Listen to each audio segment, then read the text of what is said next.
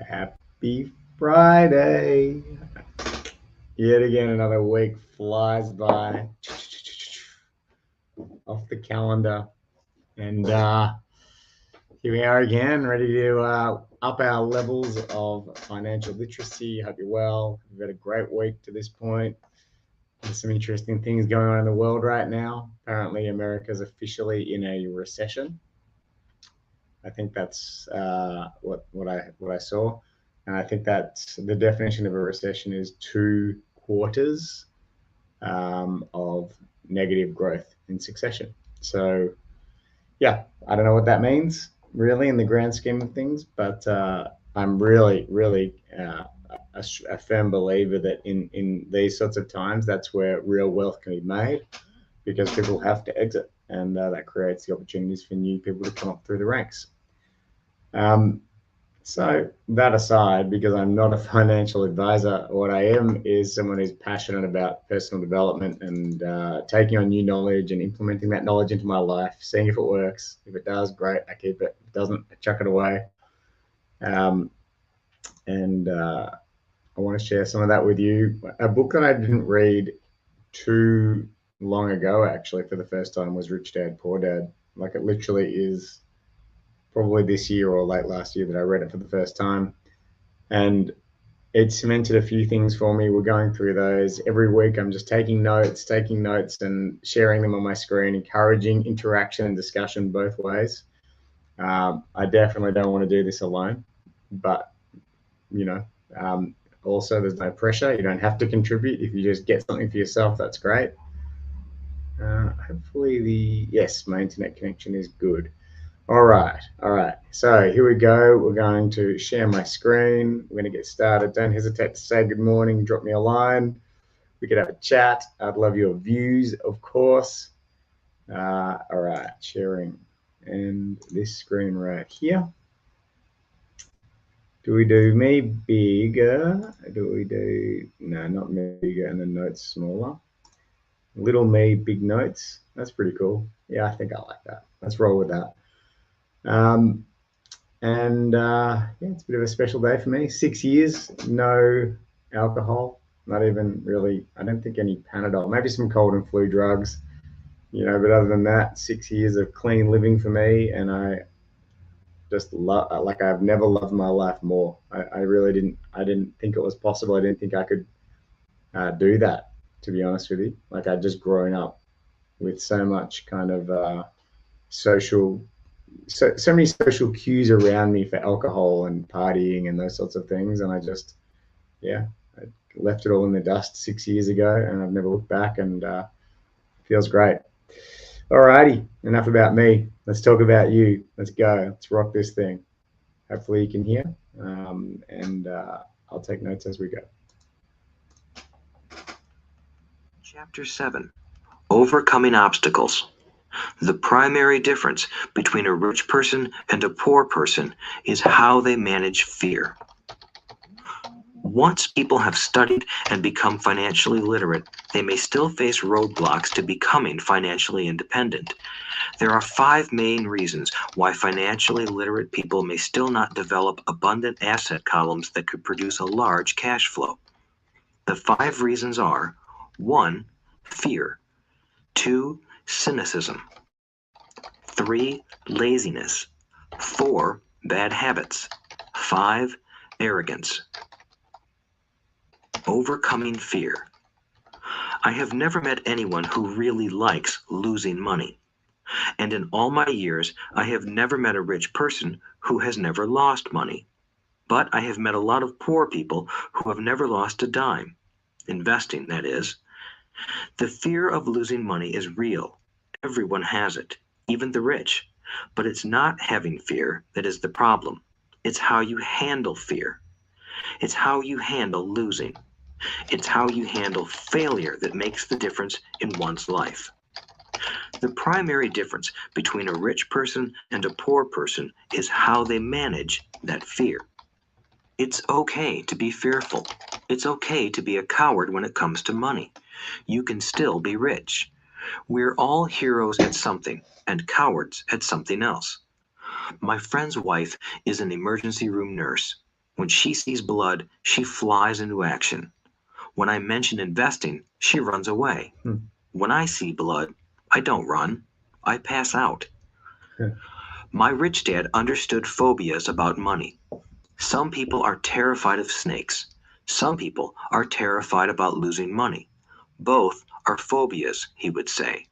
So his solution to the phobia of losing money was this little rhyme. If you hate risk and worry, start early. If you start young, it's easier to be rich. I won't go into it here, but there is a staggering difference between a person who starts investing at age 20 versus age 30. The purchase of Manhattan Island is said to be one of the greatest bargains of all time. New York was purchased for $24 in trinkets and beads. Yet if that $24 had been invested at 8% annually, that $24 would have been worth more than $28 trillion by 1995. Wow. Manhattan could be repurchased with money left over to buy much of Los Angeles. But what if you don't have much time left or would like to retire That's early? crazy. How do you handle the fear of losing money? My poor dad did nothing. He simply avoided the issue, refusing to discuss the subject. I just have to pause out there. I think you just said that New York was bought for $24 in trinkets and then turned into trillions of dollars. That is a phenomenal thought. Wow. Wow, wow, wow. Amazing. Mind is blown. My rich dad, on the other hand, recommended that I think like a Texan. I like Texas and Texans, he used to say. In Texas, everything is bigger. When Texans win, they win big. And when they lose, it's spectacular. They like losing? I asked.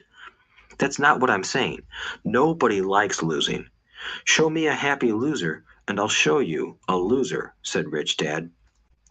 It's a Texan's attitude toward risk, reward, and failure I'm talking about. It's how they handle life. They live it big. Not like most of the people around here, living like roaches when it comes to money, terrified that someone will shine a light on them and whimpering when the grocery clerk shortchanges them a quarter. Rich Dad went on. What I like best is the Texas attitude. They're proud when they win, and they brag when they lose. Texans have a saying, if you're going to go broke, go big. You don't want to admit you went broke over a duplex. He constantly told Mike and me that the greatest reason for lack of financial success was because most people played it too safe. People are so afraid of losing that they lose, were his words. Fran Tarkenton, a one-time great NFL quarterback. I just have to pause so I can get that down. Most people play it too safe.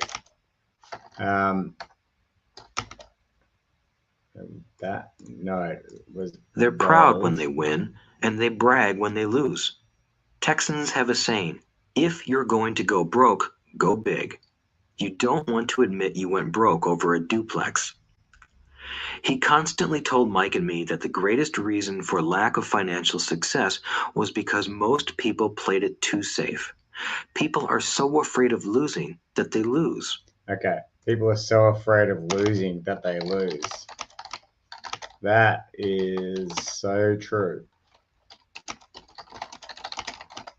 I'm sure you can relate to that. I can certainly relate to that. People are so afraid of losing that they lose. Yeah, I see that show up in my life in all sorts of interesting ways. So, yeah, I'm taking on not being afraid of losing so that I don't lose. but we'll go on. Were his words. Fran Tarkenton, a one-time great NFL quarterback, says it's still another way. Winning means being What? Chapter 6. No. Chapter 7. No. Overcoming obstacles. The primary difference between a rich person and a poor person is how they manage much, he would say. They took a great failure and turned it into inspiration, as well as a tourist stories about his trips to Texas. He likes losing. Show me a happy loser, and I'll show you a loser, said Rich Dad. It's a Texan's attitude toward risk, reward, and failure I'm talking about. He went broke Right. over a duplex. He fell down many times. I've never met a golfer who has never lost a golf ball. I've never met people who have fallen in love who have never had their heart broken. And I've never met someone rich who has never lost money. Yeah. So, for most You've gone people, through this the part. reason they don't win financially is because the pain of losing money is far greater than the joy of being rich. Another saying in Texas is, everyone wants to go to heaven, but no one wants to die. Most people dream of being rich, but are terrified of losing money, so they never get to heaven. Rich Dad used to tell Mike and me stories about his trips to Texas. If you really want to learn the attitude of how to handle risk, losing, and failure, go to San Antonio and visit the Alamo. The Alamo is a great story of brave people who chose to fight, knowing there was no hope of success. They chose to die instead of surrendering. It's an inspiring story, worthy of study. Nonetheless, it's still a tragic military defeat. They got their butts kicked. So, how did Texans handle failure? They still shout, "Remember the Alamo." Mike and I heard this story a lot. He always told us this story when he was about to go into a big deal and he was nervous. Hmm. After he had done all his due diligence and it was time to put up or shut up, he told us this story. Every time he was afraid of making a mistake or losing money, he told us this story. It gave him strength, for it reminded him that he could always turn a financial loss into a financial win. Rich Dad knew that failure would only make him stronger and smarter. It's not that he wanted to lose. He just knew who he was and how he would take a loss. He would take a loss and make it a win. That's what made him a winner and others losers. It gave him the courage to cross the line when others backed out. That's why I like Texans so much, he would say. They took a great failure and turned it into inspiration, as well as a tourist destination that makes them millions. But probably his words that mean the most to me today are these. Texans don't bury their failures. They get inspired by them. They take their failures and turn them into rallying cries. Failure inspires Texans to become winners. But that formula is not just the formula for Texans. It is the formula for all winners. I've said that falling off my bike was part of learning to ride. I remember falling off only made me more determined to learn to ride, not less. I also said that I have never met a golfer who has never lost a ball. For top professional golfers, losing a ball or a tournament provides the inspiration to be better, to practice harder, to study more. That's what makes them better. For winners, losing inspires them. For losers, losing defeats them. I like to quote John D. Rockefeller, who said, "I always tried to turn every disaster into an opportunity." And being Japanese American, I can say this. Many people say that Pearl Harbor was an American mistake. I say it was a Japanese mistake. From the movie Tora, Tora, Tora, a somber Japanese admiral says to his cheering subordinates, "I am afraid we have awakened a sleeping giant." Remember Pearl Harbor became a rallying cry. It turned one of America's greatest losses into the reason to win. This great defeat gave America strength, and America soon emerged as a world power. Failure inspires winners, and failure defeats losers. It is the biggest. Failure inspires winners and failure defeats losers. I love that line.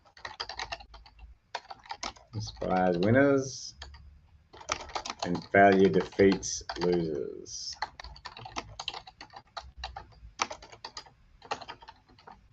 Yeah, let's take that on, shall we? Bring that right on. Secret of winners. It's the secret that losers do not know. The greatest secret of winners is that failure inspires winning. Thus, they're not afraid of losing. Repeating Fran Tarkenton's quote, Winning means being unafraid to lose. People like Fran Tarkenton are not afraid of losing because they know who they are. They hate losing, so they know that losing will only inspire them to become better. There is a big difference between hating losing and being afraid to lose. Most people are so afraid of losing money that they lose. They go broke over a duplex. Financially, they play life too safe and too small. They buy big houses and big cars, but not big investments. Yeah, I can really see that. Like hating, okay, is like an active stance, if you like, and fear is like a passive stance. Like you can hate to lose, and you're likely to do something about it, whereas you can fear losing, and you're likely to retreat and not even try. So I definitely could see that. The main reason that over 90% of the American public struggles financially is because they play not to lose. They don't play to win. They go to their financial planners or accountants or stockbrokers and buy a balanced portfolio. Most have lots of cash in CDs, low-yield bonds, mutual funds that can be traded within a mutual fund family, and a few individual stocks. It is a safe and sensible portfolio, but it is not a winning portfolio. It is a portfolio of someone playing not to lose. Don't get me wrong, it's probably a better portfolio than more than 70% of the population has, and that's frightening. It's a great portfolio for someone who loves safety. But playing it safe and balanced on your investment portfolio is not the way successful investors play the game. If you have little money and you want to be rich, you must first be focused, not balanced. If you look at any successful person, at the start, they were not balanced. Balanced people go nowhere. They stay in one spot. To make progress, you must first go unbalanced. Just look at how you make progress walking. Thomas Edison was not balanced. He was focused. Bill Gates was not balanced. He was focused. Donald Trump is focused. George Soros is focused. George Patton did not take his tanks wide. He focused them and blew through the weak spots in the German line. The French went wide with the Maginot Line, and you know what happened to them. If you have any desire to be rich, you must focus. Do not do what poor and middle class people do, put their few eggs in many baskets. Put a lot of your eggs in a few baskets and focus. Follow one course until successful. If you hate losing, play it safe. If losing makes you weak, play it safe. Go with balanced investments. If you're over 25 years old and are terrified of taking risks, don't change. Play it safe, but start early. Start accumulating your nest egg early because it will take time. Yeah, so he's not saying that playing it safe is bad necessarily. It's just slower. Playing it safe is slower, even I guess according to the wins and losses. So yeah, that kind of resonates with me. Like it swings and roundabouts, but I definitely see that my biggest wins have not come from playing it safe. And yeah, I'm very grateful that I took those chances for the most part. So I relate. But if you have dreams of freedom, of getting out of the rat race, the first question to ask yourself is, how do I respond to failure? If failure inspires you to win, maybe you should go for it, but only maybe. If failure makes you weak or causes you to throw temper tantrums, like spoiled brats who call attorneys to file lawsuits every time something doesn't go their way, then play it safe. I love Keep that. your daytime job. There's Or real freedom there. If failure inspires you to win, then take more risks. That makes a lot of sense. Bring that on. buy bonds or mutual funds. But remember, there is risk in those financial instruments also, even though they may appear safe. I say all this, mentioning Texas and Fran Tarkenton, because stacking the asset column is easy. It's really a low aptitude game. It doesn't take much education. Fifth grade math will do. But building your asset column is a game in which attitude plays a major role. It takes guts, patience, and a great attitude toward failure. Losers avoid failing, and failure turns losers into winners. Just remember the Alamo. Overcoming cynicism. The All right, sky is cynicism. falling. The sky is falling. Most of us know the story of Chicken Little, who ran around warning the barnyard of impending doom. We all know people who are that way. There's a Chicken Little inside each of us. As I stated earlier, the cynic is really a little chicken. We all get a little chicken when fear and doubt cloud our thoughts. Hmm. All of us have doubts. I'm not smart. I'm not good enough. So and so is better than me. Our doubts often paralyze us. We play the what if game. What if the economy crashes right after I invest? What if I lose control and I can't pay the money back? What if things don't go as I planned? Or we have friends or loved ones who will remind us of our shortcomings. They often say, "What makes you think you can do that? If it's such a good idea, how come someone else hasn't done it? That will never work. You don't know what you're talking about." These words of doubt often get so loud that we fail to act. A horrible feeling builds in our stomach. Sometimes we can't sleep. We fail to move forward. So we stay with what is safe, and opportunities pass us by. We watch life passing by as we sit immobilized with a cold knot in our body. Hmm. We have all felt this at one time in our lives, some more than others. Peter Lynch of Fidelity Magellan Mutual Fund fame refers to warnings about the sky falling as noise, and we all hear it. Noise is either created inside our heads or comes from outside, often from friends, family, co-workers, and the media. Lynch recalls the time during the 1950s when the threat of nuclear war was so prevalent in the news that people began building fallout shelters and storing food and water. Hmm. If they had invested that money wisely in the market, instead of building a fallout shelter, they'd probably be financially independent today.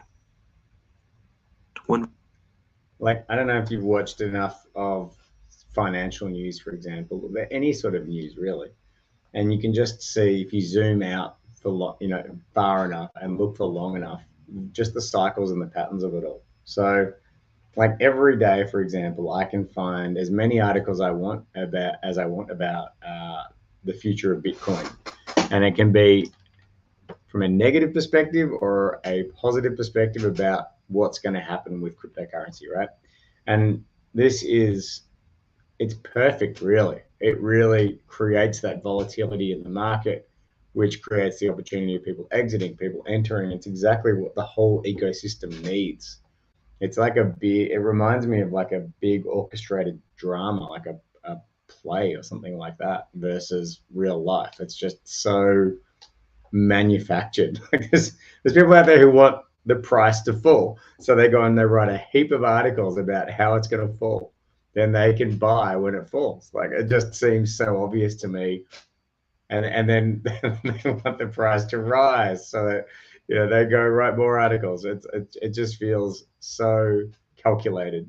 And I think it happens in every area of life, like this kind of it's delivered to us as news, but in actual fact it's kind of like the media are writing the story of life. Is what I think is going on. That aside, um, that causes cynicism in people, that immobilizes people, and they miss out on playing the volatility game of life. They miss out on the goodness. It's the same in, like, not just finances, it's the same in dating, it's the same in just in every area, really. Like you can find as many people who are cynical about dating apps as who love dating apps. And then you'll go talk to some people and they'll put you off that. So then you'll stop doing it and opt out of that whole kind of finding a mate. But then you'll talk to some other people who've had some success. So then you're back in it. And so the game goes on, the cycle goes on, and we're on this kind of roller coaster. Um, but yeah, I think that the thing is, cynicism, no matter what, there's never really a time that it's valuable in my view. It doesn't really offer anything other than benefiting the people who need that sort of dip to happen. That's my thing. People who are like purposefully pessimistic, good on you. That's up to you. But I don't see the value. I don't see that it's more likely just to take opportunities off the table. And so I don't subscribe to that. Violence breaks out in a city, gun sales go up all over the country. A person dies from rare hamburger meat in the state of Washington, and the Arizona Health Department orders restaurants to have all beef cooked well done. A drug company runs a TV commercial in February showing people catching the flu. Colds go up as well as sales of cold medicine. That's what I'm talking Most about. people are poor because when it comes to investing, the world is filled with chicken littles running around yelling, "The sky is falling, the sky is falling." And chicken littles are effective because every one of us is a little chicken. It often takes great courage to not let rumors and talk of doom and gloom affect your doubts and fears.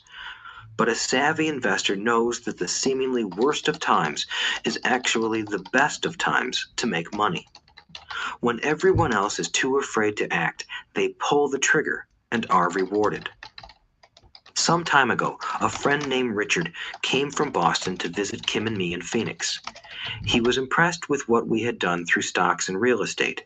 The Phoenix real estate prices were depressed. We spent 2 days showing him what we thought were excellent opportunities for cash flow and capital appreciation. Kim and I are not real estate agents. We are strictly investors. After identifying a unit in a resort community, we called an agent who sold it to him that afternoon. The price was a mere $42,000 for a 2-bedroom townhome. Similar units were going for $65,000. He had found a bargain. Excited, he bought it and returned to Boston. 2 weeks later, the agent called to say that our friend had backed out. I called immediately to find out why. All he said was that he talked to his neighbor, and his neighbor told him it was a bad deal. He was paying too much. I asked Richard Wow. if his neighbor was an investor. Richard said he was not. When I asked why he listened to him, Richard got defensive and simply said he wanted to keep looking.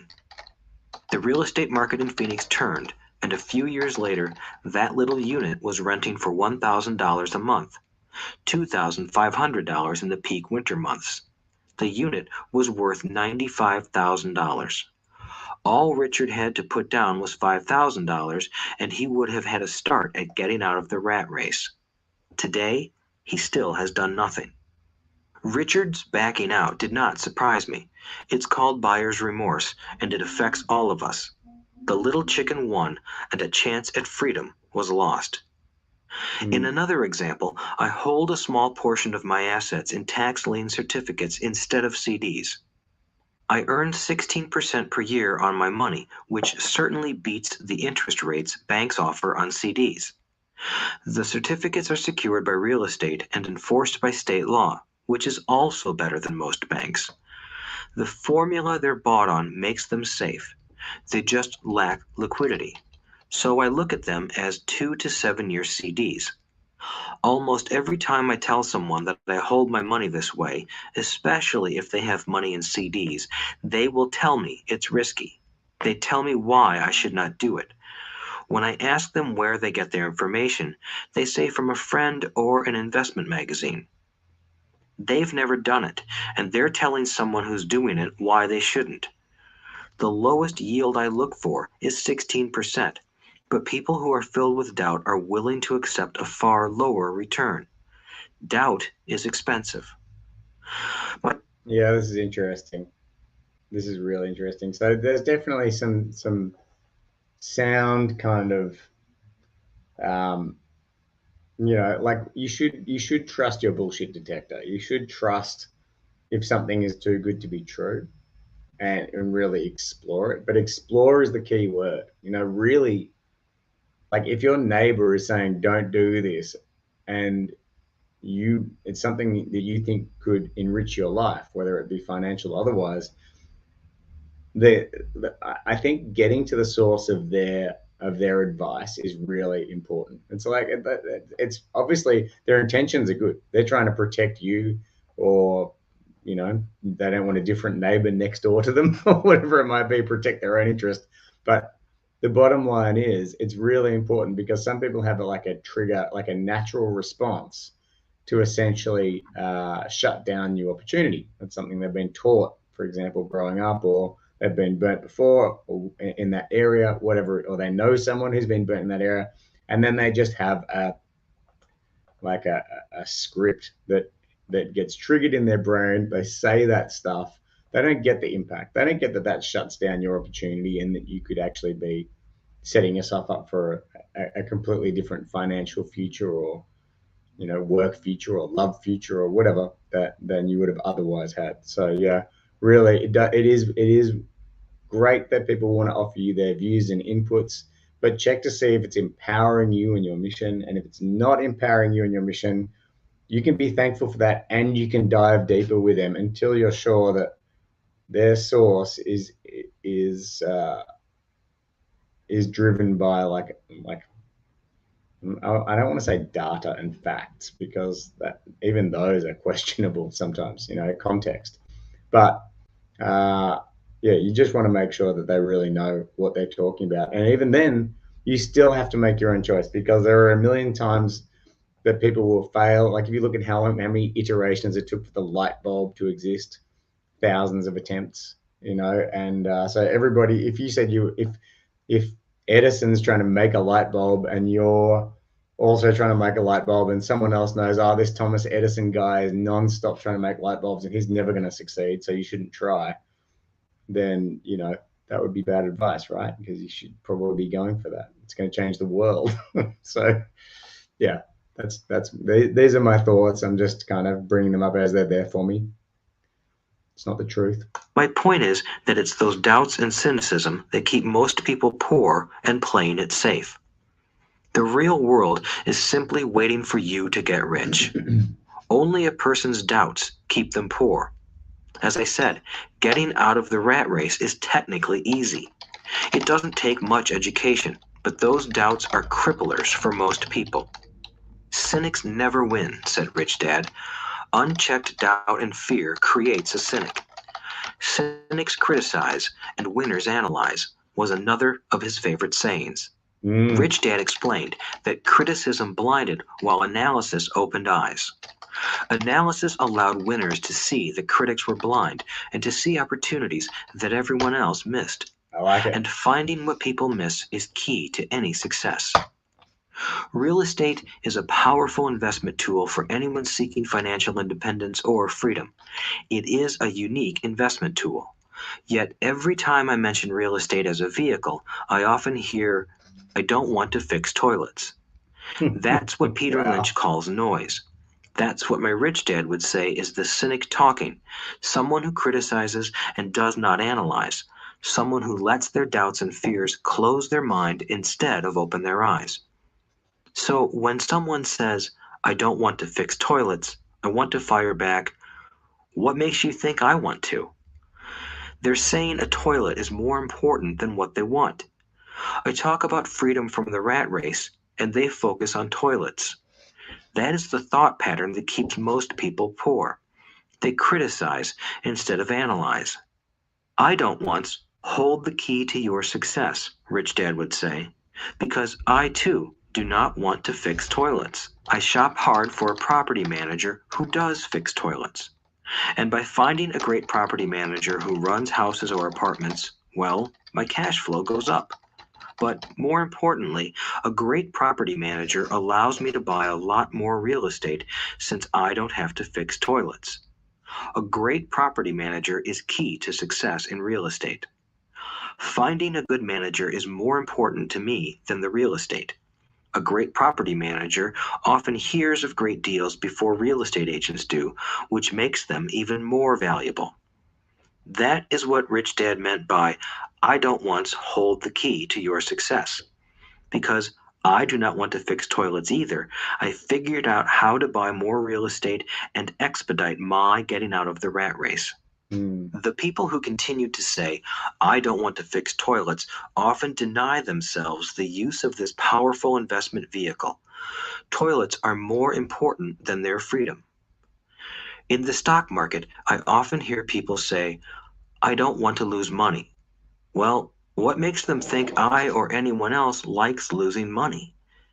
They don't make money because they choose to not lose money.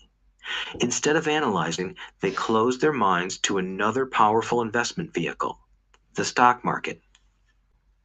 I was right. Yeah, I don't want holds the key to your success. Like when I think about what I don't want, oh man, well, it's like I don't want to get bored, something like that. Like I don't want to do the same thing day in day out. So and if you know me well, I have a lot of things on the go. I always have to be challenging and learning and growing, etc. All this stuff. And if you get me to sit down and do the same thing day in day out, I don't want that, right? So for me, trying to find actually, if I did that, imagine how successful I could be, because that holds the key to my success. So if I'm willing to be bored, like let's say for my chess, if I'm willing to sit down and study the same area of chess every day until I'm masterful at it, or in business, if I'm willing to sell the same thing until I'm masterful at it, etc. Yeah, really good chance that there'll be a lot of growth there for me, because that's the biggest area that I bump up against is, yeah, I don't want to be still, and I don't want to be repetitive. Interesting. Good for me to get. I wonder what's there for you. You should take a look if you get the chance and see what it is that you say that you don't want. I don't want to be accountable to others. It's funny that, because I'm accountable to so many people, but I don't want that. And so I find ways to deal with that in different ways. But it's an interesting thing to explore. Riding with a friend past our neighborhood gas station. He looked up and saw that the price of gas was going up and thus the price of oil. My friend is a worrywart, or a Chicken Little. To him, the sky is always going to fall, and it usually does, on him. When we got home, he showed me all the stats as to why the price of oil was going to go up over the next few years, statistics I had never seen before, even though I already owned substantial shares of an existing oil company.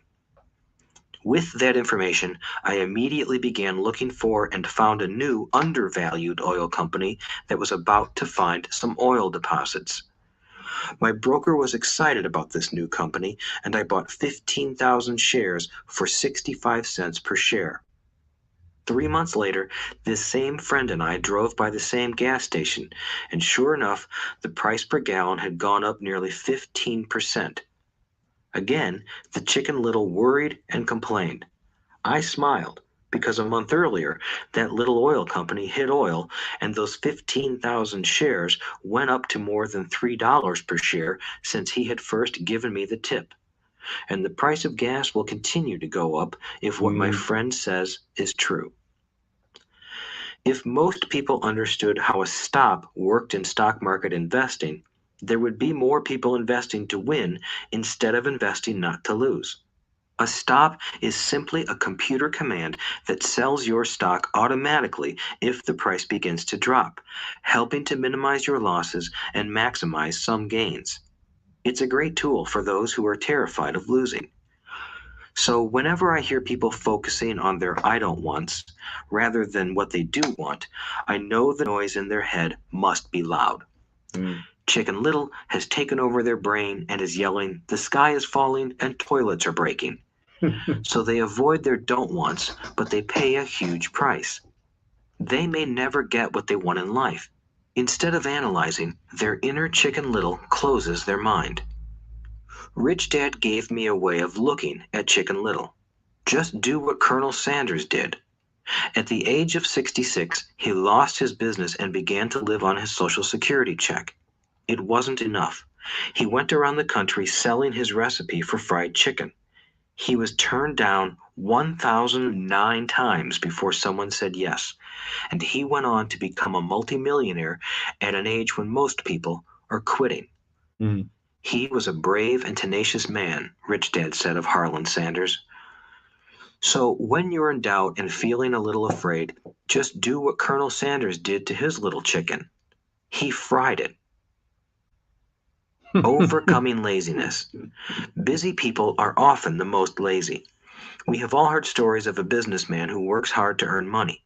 He works hard to be a good provider for his wife and children. He spends long hours at the office and brings work home on weekends. One day he comes home to an empty house. His wife has left with the kids. He knew he and his wife had problems, but rather than work to make the relationship strong, he stayed busy at work. Dismayed, his performance at work slips and he loses his job. Today, I often meet people who are too busy to take care of their wealth, and there are people too busy to take care of their health. The cause is the same. They're busy, and they stay busy as a way of avoiding something they do not want to face. Nobody has to tell them. Deep down, they know. In fact, if you remind them, they often respond with anger or irritation. If they aren't busy at work or with the kids, they're often busy watching TV, fishing, playing golf, or shopping. Yet deep down, they know they are avoiding something important. That's the most common form of laziness. Laziness by staying busy. So, what is the cure for laziness? The answer is a little greed. For many of us, we were raised thinking of greed or desire as bad. Greedy people are bad people, my mom used to say, yet we all have inside of us this yearning to have nice, new, or exciting things. So, to keep that emotion of desire under control, often parents find ways of suppressing that desire with guilt. You only think about yourself. Don't you know you have brothers and sisters? Was one of my mom's favorites. You want me to buy you what? Was a favorite of my dad. Do you think we're made of money? Do you think money grows on trees? We're not rich people, you know. It wasn't so much the words, but the angry guilt trip that went with the words that got to me.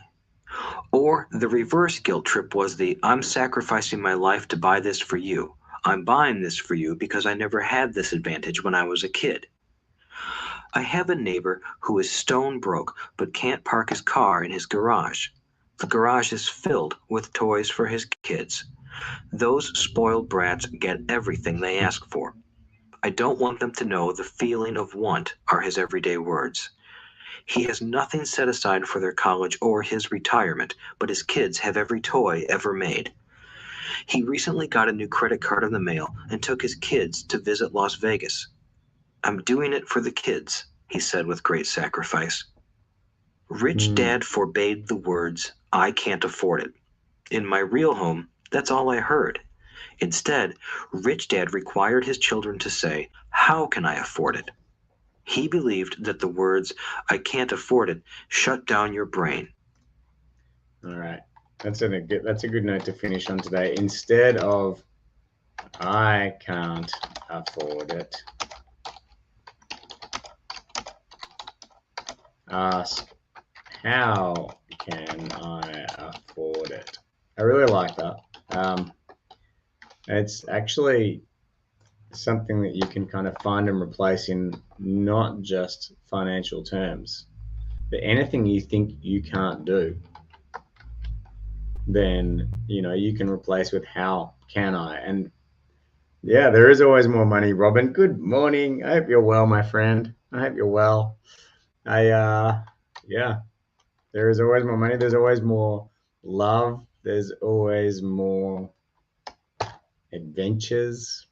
There's always, until we're dead, there's always more of everything if we want to go out and create ways to generate it. That's what I think. Great. All right. Well, I hope that you have an amazing, amazing Friday ahead, an amazing weekend. I really look forward to this, even though, you know, um, I'm not sure how many people see it. We're across live across quite a few social media platforms, so I never really know. But yeah, I really hope that you're getting value out of it. and that it makes a difference.